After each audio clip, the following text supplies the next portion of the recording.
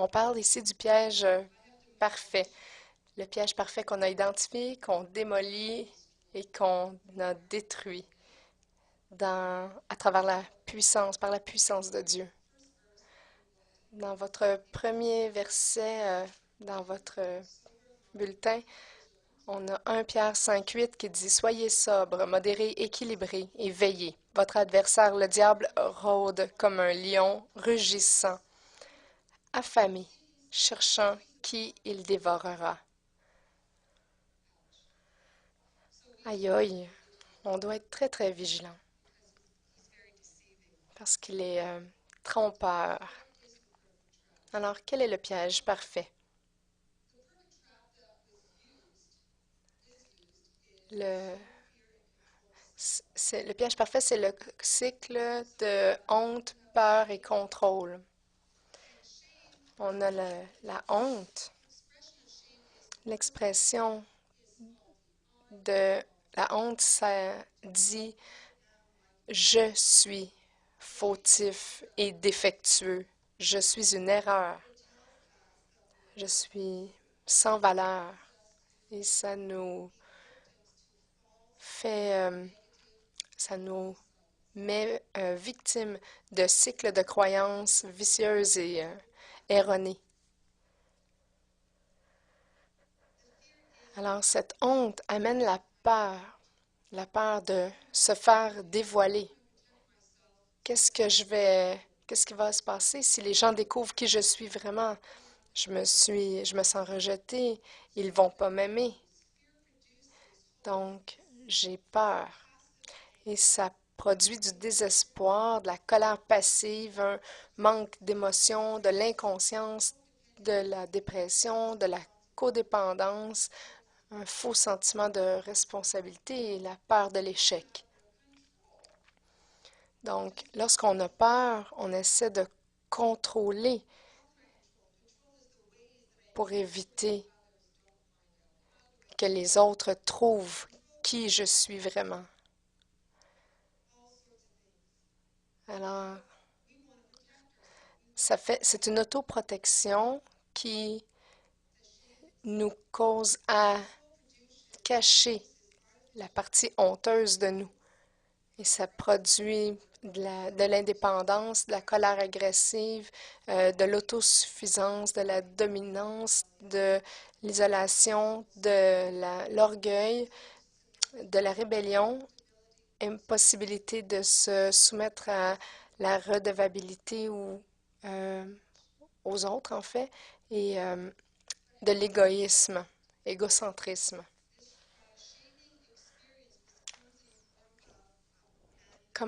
Quelle est la cause de tout ceci? C'est causé souvent par un abandon.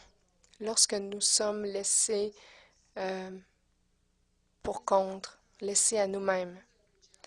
Toutes les formes de réjection, de d'être différent des autres, illégitime, abus physique, psychologique, une séparation d'une relation.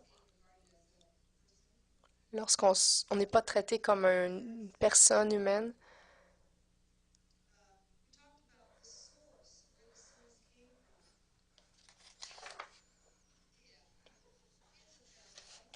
Alors, souvent, la racine, la source du piège, c'est vraiment la peur de l'abandon et on tient ça de nos parents, Adam et Ève, parce qu'ils ont abandonné Dieu.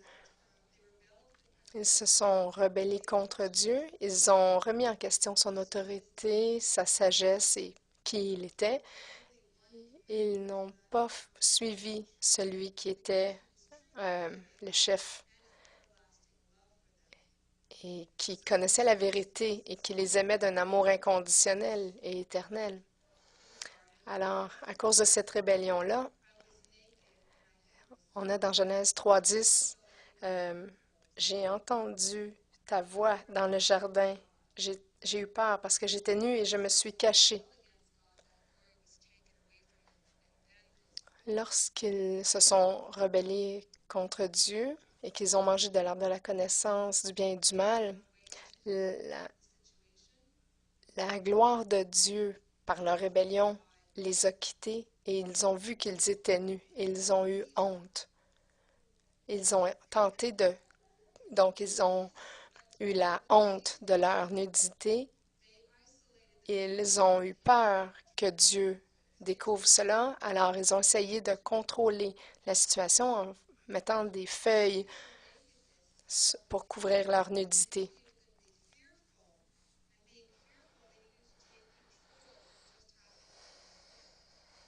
Donc, leur contrôle a été de prendre, en fait, ils ont pris contrôle de la situation par eux-mêmes en essayant eux-mêmes de couvrir leur nudité, leur honte, pour pas que leur honte soit exposée.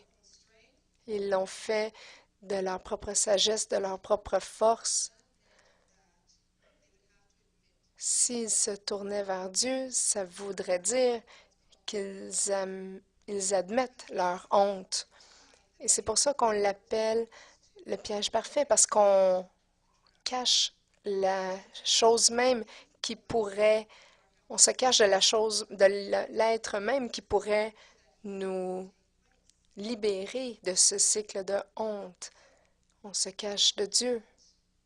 On cache la honte à Dieu, qui lui pourrait nous guérir et détruire ce cycle-là.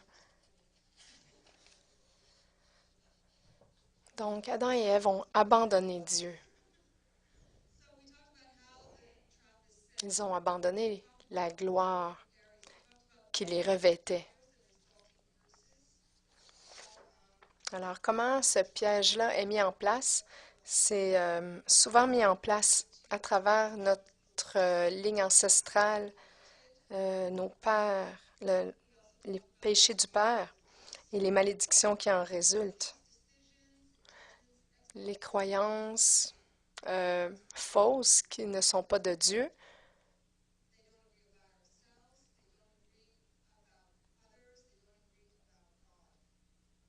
Les, ça peut aussi venir des blessures. Je voulais juste mentionner que dans les croyances qui ne sont pas de Dieu, euh, on a une identité fausse qui peut nous porter à mettre des masques pour camoufler. Et pour ce qui concerne des blessures de l'âme et de l'esprit, on a des scénarios négatifs de blessures passées qui repassent sans cesse dans nos têtes. Nos expériences euh, sont, nous rappellent sans cesse notre honte.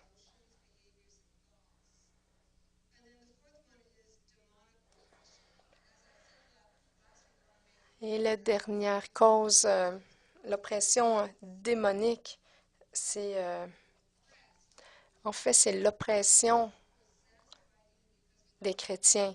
Je veux revenir ici que ce n'est pas une possession. On peut pas être, un chrétien ne peut pas être possédé parce qu'il est rempli de l'Esprit Saint.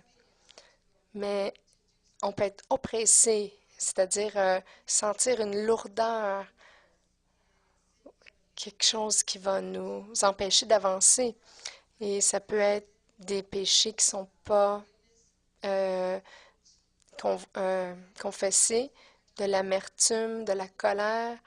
Alors, tout ça, ce sont des portes ouvertes à l'oppression démonique qui peut aussi venir des ancêtres, mais ces portes-là, lorsqu'elles restent ouvertes, elles créent comme une forteresse de, de, de, de tromperie. C'est comme une tromperie.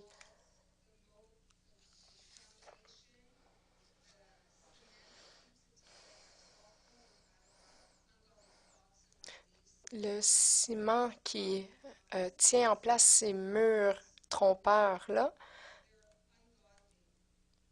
les murs de la forteresse trompeuse, ce sont toutes nos croyances fausses qui ne sont pas de Dieu, mais nous sommes appelés par Dieu à les démolir, à les renoncer et à s'asseoir sur la vérité. Alors, on doit vraiment pas sous-estimer la puissance des pensées. Pour ça, regardez Proverbe 23, 7, qui dit, car il est comme les pensées de son âme. Lorsqu'on sème une semence négative, on va récolter des événements négatifs. Si on dit, ah, je pourrais jamais faire ça, mais devinez ce qui arrive, on ne pourra jamais le faire. Ça, la semence négative, c'est ce qui se met en place lorsqu'on focus sur nos craintes et nos peurs.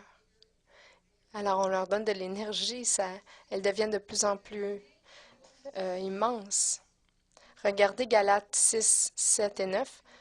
Ne vous faites pas d'illusions. Dieu ne se laisse pas traiter avec mépris. On récolte ce que l'on a semé.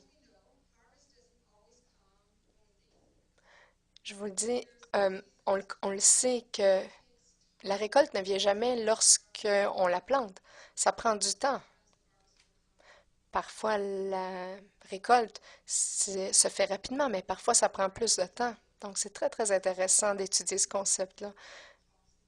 C'est souvent quand on s'en attend pas que la récolte est prête.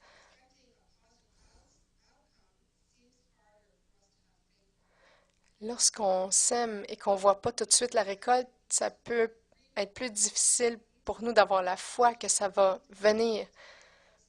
On doit vraiment euh, persévérer et ne pas abandonner et avoir confiance et foi que la semence va produire une récolte. Dans Marc 4, 20, on voit d'autres reçoivent la semence dans la bonne terre. Ce sont ceux qui entendent la parole, la reçoivent et portent du fruit. 30, 60 et 100 pour un. Alors, on veut tous une bonne récolte. Vous vous souvenez la semaine dernière, lorsque j'ai parlé un petit peu de ma vie à moi, comment ma vie était liée à ces quatre sources de honte et de cycle du piège parfait.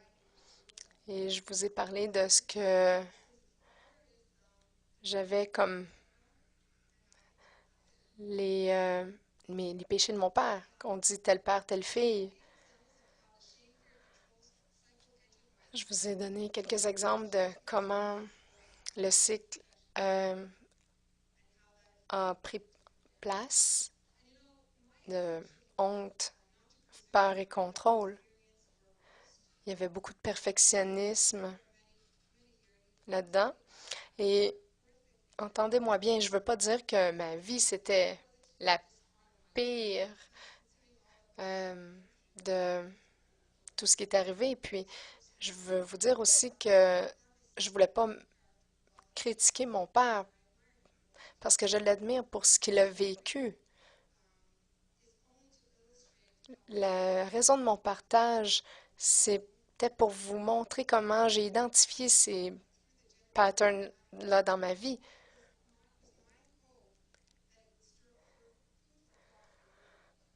En fait, mon espoir, c'était que ça vous donne un petit peu de matière à réflexion pour pouvoir identifier dans votre vie ce qui pouvait causer des difficultés. Alors, la honte d'avoir un père, amené par un père pour qui je pouvais jamais rien faire d'assez bon.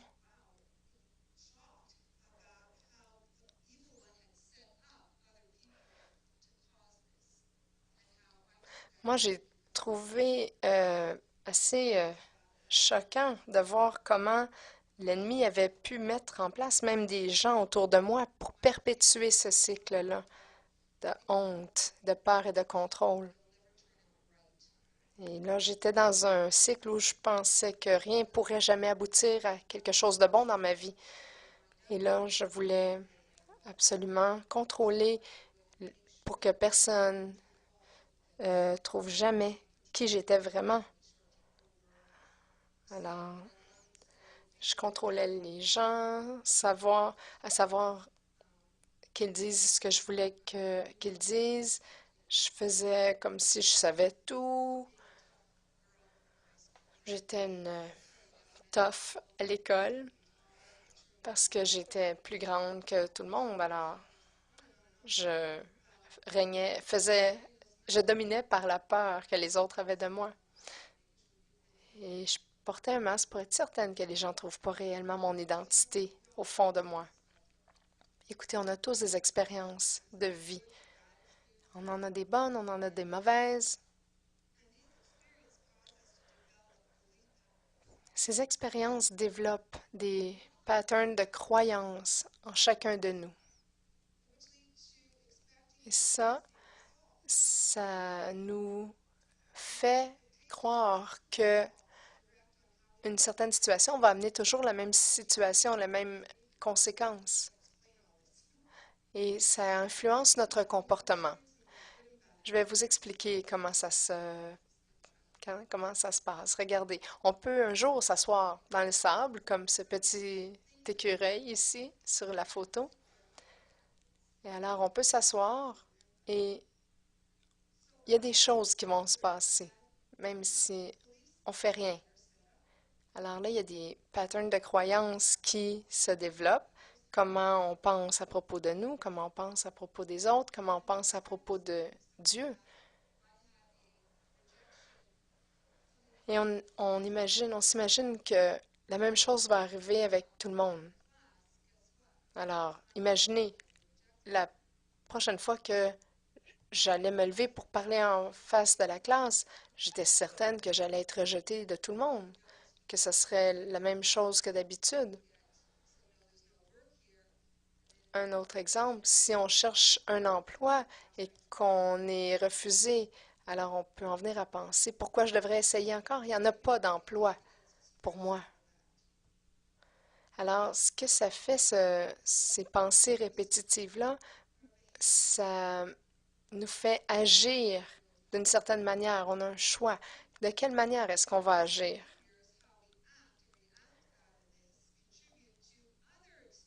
Alors, notre comportement résultant va euh, renforcer ce ce cycle de croyances, qu'il soit bonne ou mauvaise. Alors regardez, je vais continuer le récit de ma vie lorsque j'étais adolescente. Alors, j'avais les cheveux très très longs jusqu'aux fesses. Alors, j'ai décidé de faire des tresses dans mes cheveux, beaucoup de petites tresses, lorsqu'ils étaient mouillés. Alors, lorsqu'ils ont séché, j'ai décidé d'enlever, de les laisser aller lousses. Et là, mon père a pas aimé du tout de quoi ça avait l'air. Les cheveux étaient très gonflés et euh, moi, je trouvais que j'avais l'air cool, à la mode. Alors voilà, j'ai ce, cette peignure cool et mon père qui était avec moi me rencontre dans un magasin et devant tout le monde, devant mes amis, il me regarde et il me dit d'une voix très très forte, Wark! Super fort. Tout le monde se retourne et me regarde. Encore. Et il s'en va. Cette expérience a créé cette croyance a renforcé cette croyance que mon père n'aime jamais ce que je fais. Et ça a renforcé encore toutes les expériences négatives que j'ai eues avec mon père perfectionniste, qui dit je ne suis pas assez bonne. Ça renforce ma croyance qui dit je peux rien faire de bon, même pas avec mes cheveux. Je déteste mes cheveux. Mon attente, mon attente, c'est me dit les gens vont toujours penser que mes cheveux sont laids. Et mon comportement résultant a été euh, une rébellion, d'aller contre mon père et un je m'en foutisme qui m'a...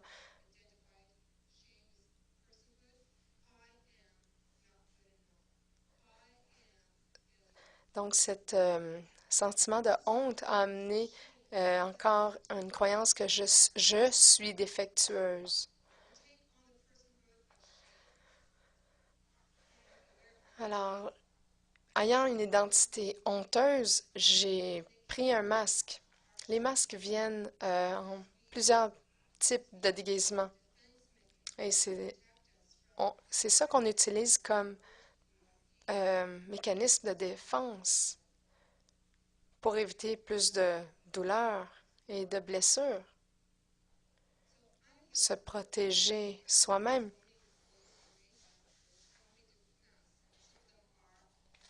Dans la vie, on met tellement de masques. On peut mettre un masque de perfectionnisme, de performance, de contrôle, d'alcool, de drogue, de pornographie, de contrôle à travers la passivité. On appelle ça de bouder ou de pas, de garder le silence. Euh, Ça peut être la dépression, le retrait, l'isolement. On peut devenir critique, amer, en colère. Parce que si on rabaisse les autres, on se sent tout à coup beaucoup moins pire. Hébreux 12:15 dit: Veillez à ce que personne ne passe à côté de la grâce de Dieu, qu'aucune racine d'amertume ne pousse et ne cause du trouble en empoisonnant plusieurs d'entre vous. Ces semences peuvent corrompre d'autres personnes parce que lorsqu'on est amer, on peut la répandre autour de nous et blesser encore plus de gens.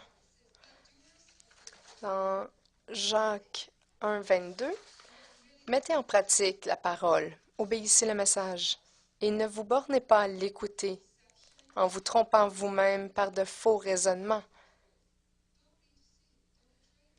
Ne vous trahissez pas vous-même. Soyez vrai à qui vous êtes vraiment. Donc, verset 23, car si quelqu'un écoute la parole et ne la met pas en pratique, il est semblable à un homme qui regarde dans un miroir son visage naturel et qui, après s'être regardé, s'en va et oublie aussitôt qui il était. Porter un masque. Donc, les blessures nous empêchent d'être qui Dieu veut que nous sommes. Vous savez, on dit toujours les gens blessés blessent les autres. Donc, moi, j'ai décidé à un moment donné que je voulais plus jouer à ce jeu-là, que je devais faire des choix et de poursuivre intentionnellement la guérison.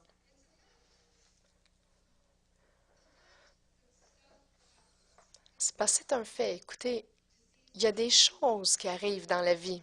Des accidents arrivent, des blessures arrivent, des gens sont méchants avec nous, des gens meurent, la maladie. Il y a des choses négatives qui peuvent nous arriver. Mais lorsque ces choses arrivent, je veux savoir qu'est-ce que Dieu dit, qu'est-ce que Dieu voit à travers ça, qu'est-ce que Dieu dit.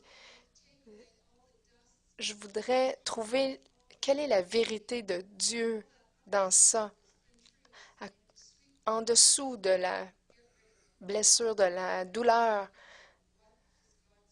de l'émotion. Je veux balayer tout ça et trouver qu'est-ce que Dieu dit à propos de ça. Alors, j'ai lu dans la Bible euh, l'histoire des 12 espions qui voulaient entrer dans la terre promise. Alors,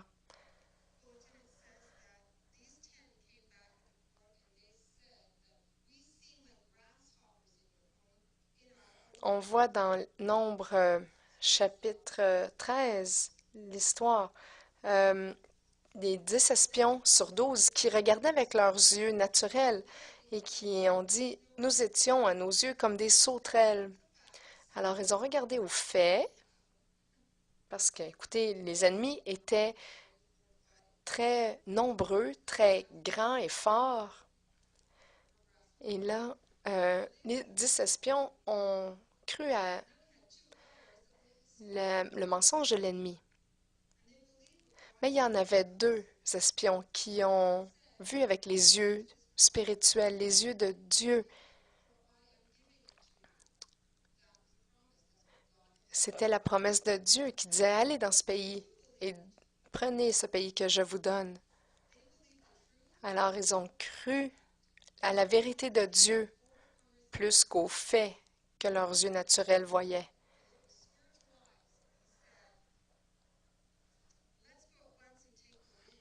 Alors Caleb, un des deux espions qui connaissait la vérité de Dieu, a dit dans Nombre 13, verset 30, Caleb fit taire le peuple qui murmurait contre Moïse. Il dit, montons, emparons-nous du pays, nous y serons vainqueurs.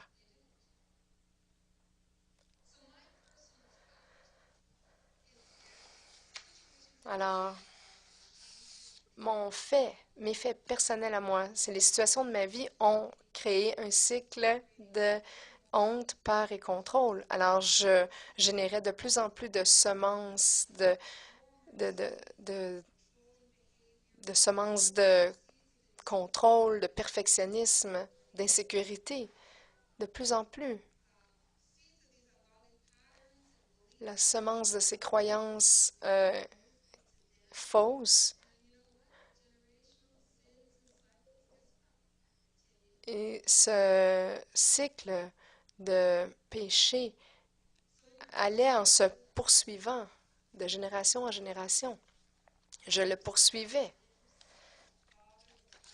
Alors, la poursuite de la guérison a commencé lorsque, à 13-14 ans, j'ai eu un aperçu de l'amour de Dieu vers 13-14 ans. J'ai commencé à voir que Dieu, en fait, se préoccupait de moi et qu'il était vraiment vivant et qu'il était venu, Jésus était venu non seulement pour me sauver de la mort, mais pour me guérir, pour enlever ce voile de mes yeux, pour que je puisse voir la vérité de Dieu et échanger euh, les cendres pour la beauté.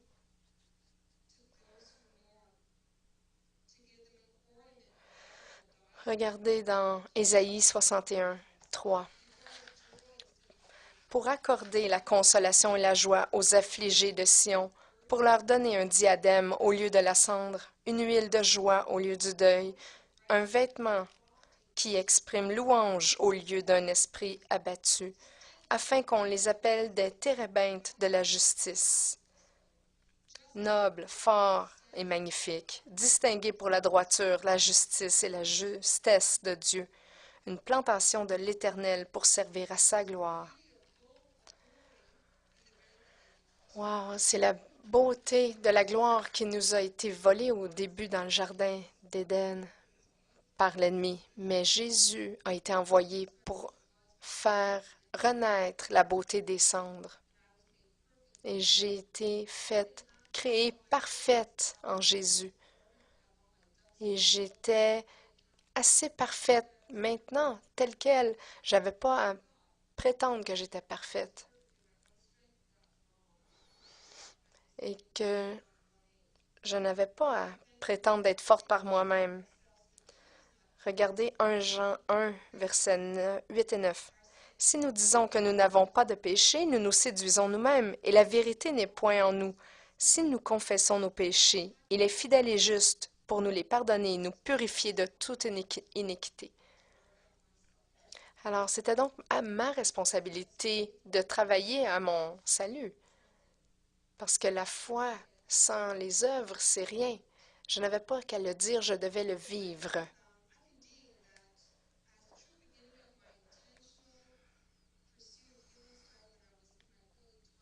Je peux vous dire que j'ai fait ce choix intentionnel de participer à ma guérison au début de la vingtaine,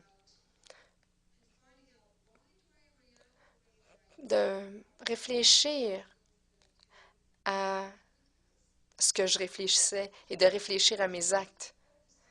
Et j'ai choisi de focusser sur la vérité de Dieu, quelles sont les pensées de Dieu en mon égard et quelles sont ses promesses pour moi, au lieu des mensonges de l'ennemi. Et donc, pour briser les accords que j'avais faits avec les mensonges de l'ennemi,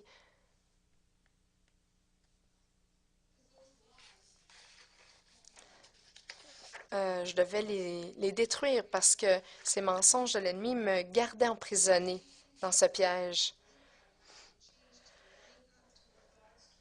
Donc, je devais vraiment aligner mes pensées avec ce que Dieu dit de moi et non pas ce que l'ennemi dit de moi. Ma perception, c'était je suis pas assez bonne, je suis une erreur, un échec. Mais qu'est-ce que Dieu veut faire? Il veut nous exhiber, nous montrer.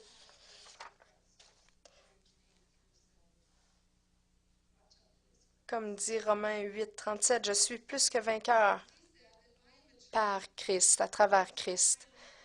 Et regardez 2 Corinthiens 2, verset 14.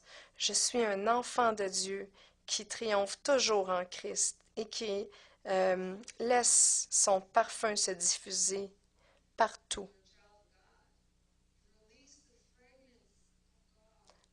En tant qu'enfant de Dieu, vous laissez trace de son parfum partout où vous allez.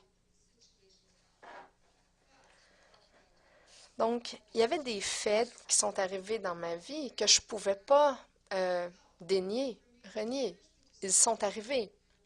Alors, ce que je pouvais faire, c'était de prier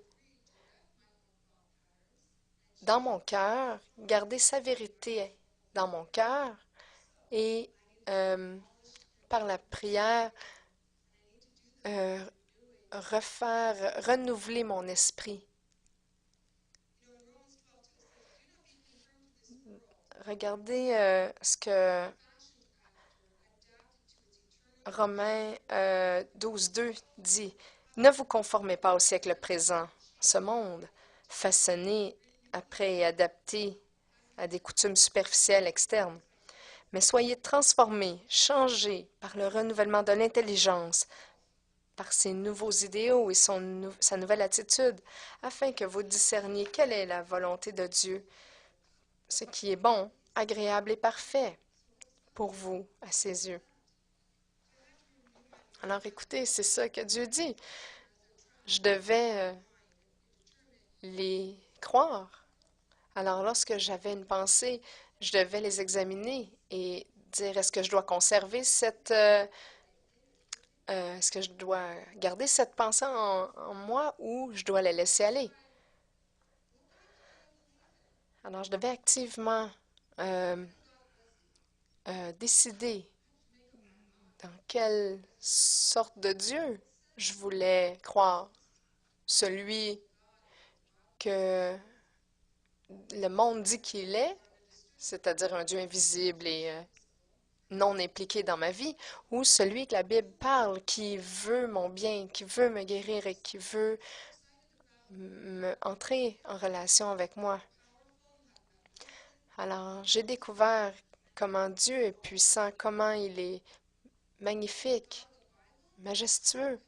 Il est le Dieu de la Bible et je voulais tellement le voir, le toucher, le croire. Je voulais croire à ce Dieu qui parle du buisson ardent et qui a ressuscité Jésus. Alors, ce renouvellement de l'esprit, c'est un processus qui change ces croyances fausses qui sont plantées parfois depuis tellement longtemps. Elles ont des très grandes racines.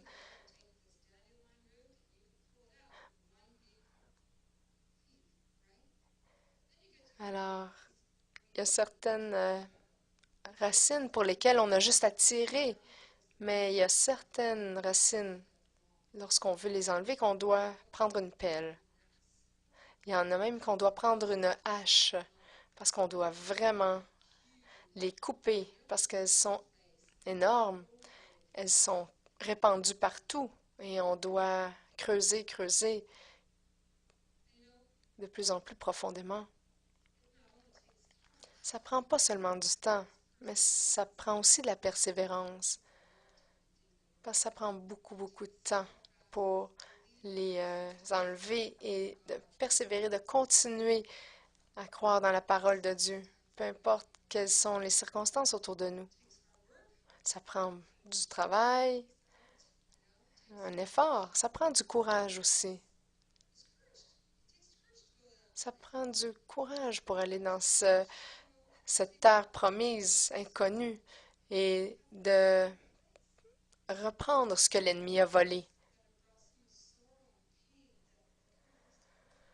C'est un terrain qui a tellement de douleur. On se dit, pourquoi quelqu'un voudrait aller là? Mais c'est un endroit sombre où, si on laisse Dieu mettre sa lumière, il n'y aura plus d'ombre. Parce que le meilleur endroit pour être, c'est dans les bras de Jésus. Dans 2 Corinthiens 6, on voit, car Dieu qui a dit, la lumière brillera du sein des ténèbres.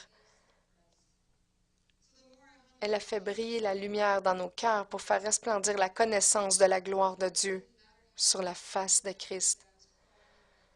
Alors, peu importe que je sois en train de ramper sur mes genoux ou que j'avais pleuré et que j'étais toute défaite, démaquillée, et peu importe comment rapidement je courais vers lui,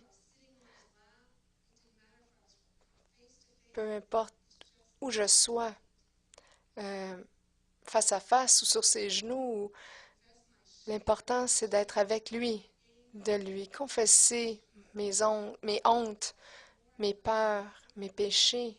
Alors, plus je faisais ça, plus euh, je me sentais en sécurité dans ses bras et que j'entendais ces mots d'amour, ces paroles aimantes envers moi. Et je le voyais démontrer son amour envers moi. Et plus le temps passait, plus je voyais ça facilement et régulièrement, fréquemment. C'est ce qui se passe lorsqu'on laisse l'Esprit de Dieu renouveler notre esprit et nous transformer de gloire en gloire pour devenir de plus en plus comme Jésus. Il nous change parce qu'il veut que nous devenions des transporteurs de sa gloire et de son royaume ici sur terre. Cette intimité avec Jésus nous permet de recevoir l'amour du Père et on, on, on ressent l'adoption du Dieu magnifique. Et on reçoit cet esprit d'adoption qui dit, oui, tu es mon Père. Lorsque Dieu nous voit, il nous voit en son Fils, Jésus, qui habite en nous et en qui nous habitons.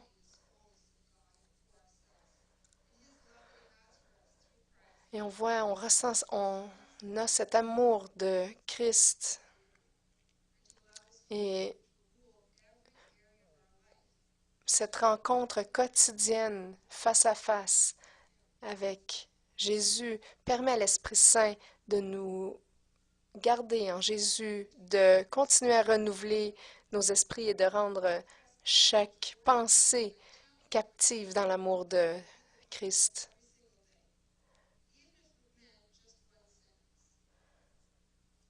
Alors, je vous dirais que ce que j'ai fait dans la vingtaine, j'ai commencé à chaque jour lire au moins un verset de la Bible pour être habillé de sa parole.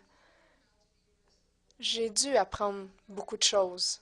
Comment devenir humble, comment pardonner, comment être gracieuse et comment être vrai avec moi-même. Et durant ces années-là, alors que ma guérison se poursuivait, j'ai demandé à mes enfants et à mon mari, là, je leur ai demandé pardon pour la manière dont j'ai été avec eux et pour la raison aussi, je leur ai demandé pardon euh, pour la manière dont je leur ai montré Dieu à travers moi. Et ça nous a tous guéris et rapprochés.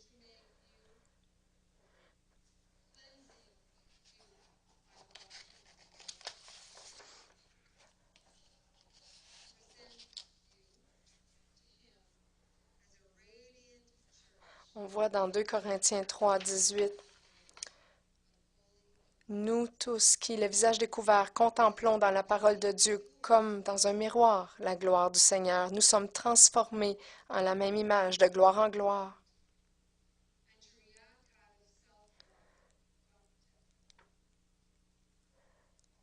Par ceci, j'ai appris à réagir par amour.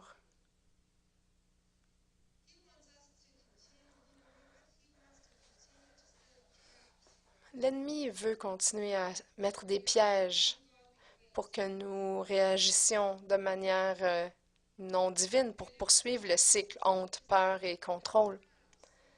L'ennemi veut nous garder dans ce piège-là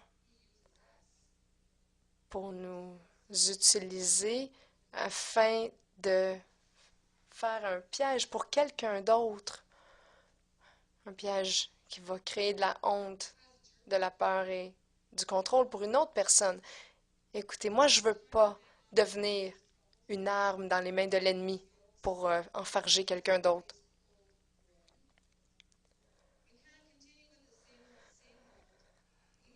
Dans l'Église, ici, on ne veut pas continuer, on ne peut pas continuer pour perpétuer ce cycle.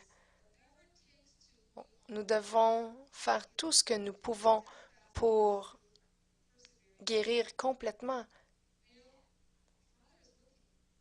et revêtir la gloire et distribuer la gloire de Christ et son amour. On veut pas, il faut rechercher Dieu pas seulement pour ce qu'il peut nous donner, mais pour qui il est.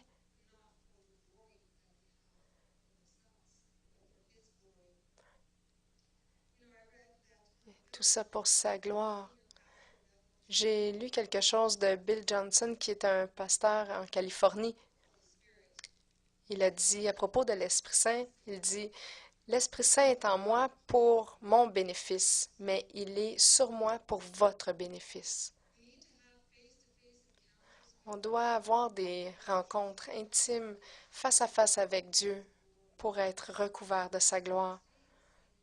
On ne peut pas rester le même dans la présence de Dieu parce que l'amour de Dieu change tout.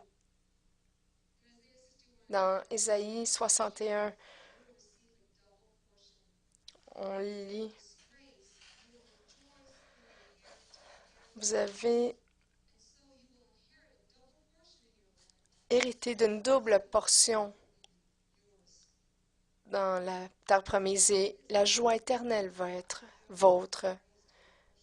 Et Dieu recherche ceux qui vont être capables de devenir des distributeurs de cette double portion d'amour.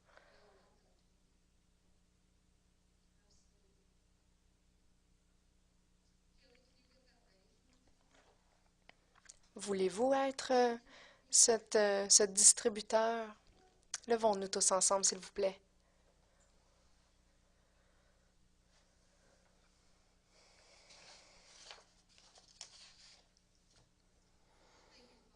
Merci, Père. Merci pour ce jour.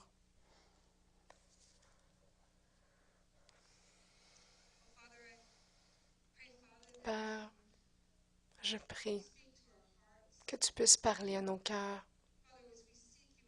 Alors que nous te recherchons face à face, que nous puissions prendre courage lorsque nous allons dans ces endroits où tu veux nous amener par la main et lâcher ces choses qui ne sont pas de toi, les amener à ta lumière. Merci, Père, que c'est toi qui es allé et qui nous a amenés dans la terre promise. Renforce-nous, Seigneur, afin que nous puissions aller dans cette terre et expulser les ennemis qui n'ont pas à y être. Couvre-nous de ton armure, alors que, afin que nous puissions être capables. Nous sommes volontaires pour y aller parce que ta gloire nous soutient. Merci, Père. Père, je te demande de venir poursuivre la guérison de ces places honteuses, ces blessures en nous, afin que nous ne soyons plus captifs de ces blessures, mais que nous soyons guéris, réceptifs à tes paroles d'acceptance. Aide-nous à ne pas avoir peur, mais de te voir en tant que celui qui nous aime et qui veut nous entourer de tes bras d'amour. Toi qui nous attends, simplement, tu attends que nous nous tournions vers toi et que nous te le demandions. Parce qu'on veut voir ta gloire, on veut voir plus de toi. Pas seulement nous, mais dans ce monde. On veut apporter ta gloire, plus de ta gloire sur cette terre. Alors, je demanderais s'il y en a qui veulent recevoir la prière. Peut-être qu'il y a des choses que vous devez déposer, relâcher, amener hors des ténèbres et les exposer à la lumière de Christ, afin que Dieu puisse les guérir. De s'asseoir à ses pieds, de regarder à son visage, face à face, recevoir son amour et sa vérité.